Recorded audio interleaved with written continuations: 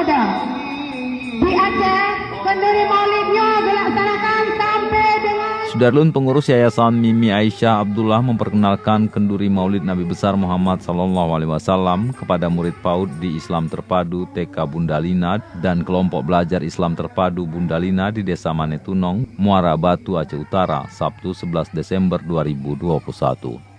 Para murid TK Bundalina didampingi orang tuanya mendengar berbagai penjelasan singkat dari kepala sekolah tentang apa itu kenduri Maulid. Kepala TK Bundalina Yusleli menjelaskan sejarah singkat kelahiran Nabi Muhammad SAW serta tata laksana kenduri Maulid secara sederhana.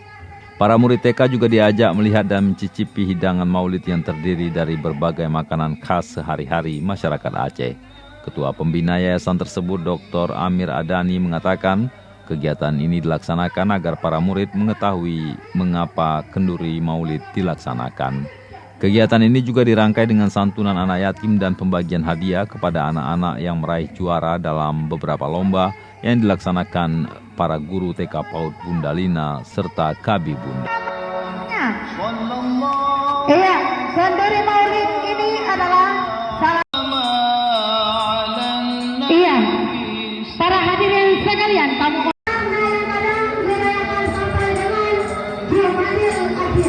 Dari Biren, Yusmandin Idris, Serambion TV.